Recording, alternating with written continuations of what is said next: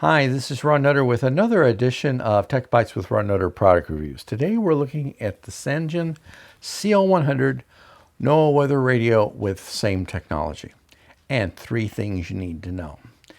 Now, this is being recorded just days after the catastrophic event happened in Texas.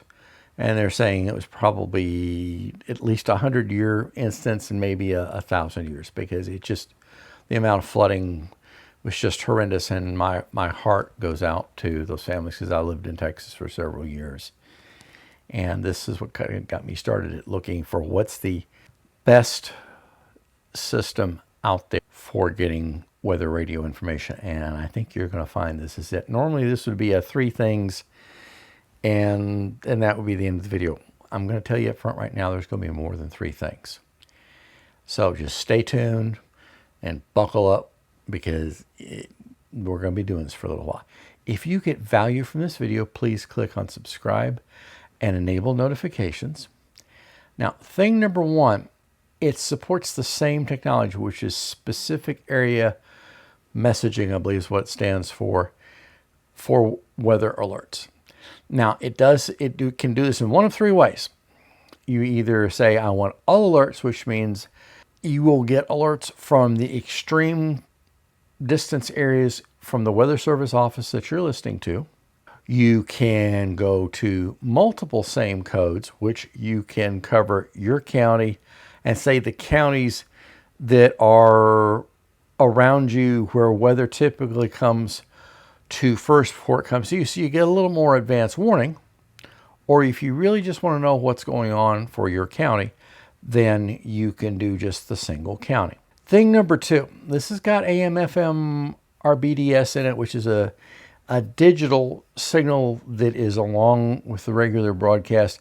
This has additional information that will show on the display beyond what the Weather Service is sending out. And this is mainly when you're on AM, FM. And I've seen some of this. I have not been able to find a master directory for stations carrying RBDS, but there's a little symbol that lights up on the display that will tell you when you're on a radio station that has RBDS, because the display will be very different. So this is something handy to have. Not all Weather Service radios have this functionality. Now, thing number 3, you can operate this on AC or DC. DC is meant only to be for backup. So normally you'd have it plugged into a wall outlet, and then you would have 4 AA batteries on the inside. Now, I would suggest using rechargeable batteries and then look at changing them once every 3 months, once every 6 months. It's going to depend on how often you lose power and for how long. But just consider part of just regular checking on the radio, because you always want to make sure that this is going to be working right. Now, thing number 4, and this is a bonus item. This is a biggie. It has a dry contact feature for triggering external alarm devices. So what this can do, say you're in another part of the house, and the Weather Service radio, you're not going to keep it up full blast, but you could have it turned on to a buzzer, some sort of klaxon. There's any number of things, because all you're doing is crossing 2 wires.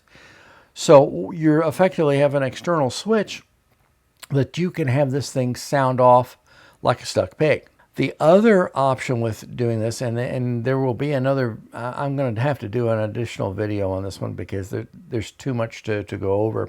A company called Shelly has a dry contact unit that you can plug into this, and depending on how you have it configured, you can flash a light bulb, you can flash potentially multiple light bulbs, because if you can tie it into your smart home and you're using something like Smart Assistant, that's when you can start to leverage the real power. This way you can be notified even when you're away from home that your domicile is now under some sort of National Weather Service warning. Because that's all you're going to be able to tell, is that there is some sort of watch or warning going on. At this point, I've not been able to find a way to get the information signaled out. So this is going to be something very handy to have.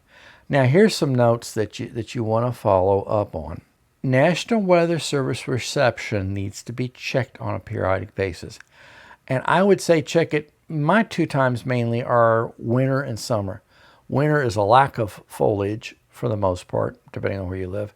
And then summer is when you're going to have the most. You want to look for significant changes in foliage because this can lead to a degradation or change of the National Weather Service broadcasts that you receive. So you may need to change the location of the radio or possibly use an external antenna beyond what the radio comes with to be able to pick it up.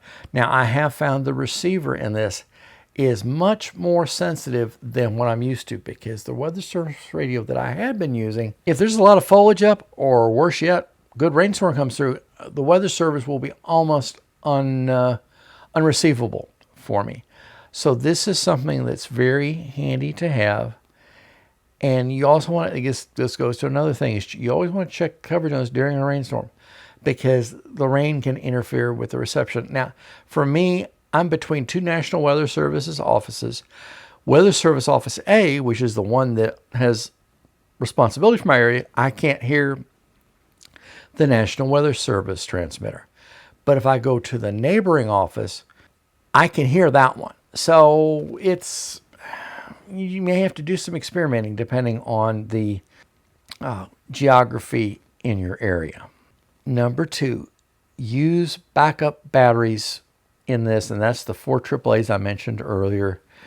This should help keep the radio running until power is restored when you do lose power. I would use rechargeable batteries. I've got a favorite brand I use, but that's not the subject of this video. Just make sure you periodically change them, whether it's once every 3 months, once every 6 months. Just make sure that you're always rotating batteries in it so that you don't suddenly have to go to battery power and oops, batteries are gone. So it's kind of treat it like your smoke detectors. Always check it to make sure it's there, because you don't want to find out it's not there when it could have made a difference. The other feature, and this is one I've not found in other weather service receivers, is tying the CL-100 into your smart home. Now, Shelly makes a device that has a dry contact connection to it. So you would put a cable on that and plug it into the Sangean CL-100. And then the other part of it could be configured to talk to Home Assistant or whatever smart home engine you've got. And that way you could go about flashing multiple lights, doing things with your smart home that normally wouldn't happen, but this gives you a way of getting your weather service receiver to talk smart home. So again, something to think about. So please take a look at this one. I think you're going to find it very useful to have. I've been very impressed with it. And I don't impress easily. So think about getting this one, and especially if you have a vacation home, have this in your traveling gear, that you take this with you, so that way when you are in a remote area, especially if cell phone service is not the best in the world, you've got a fighting chance at getting the information in a time that really could make a lot of difference. Thanks for listening, and we'll see you in the next video.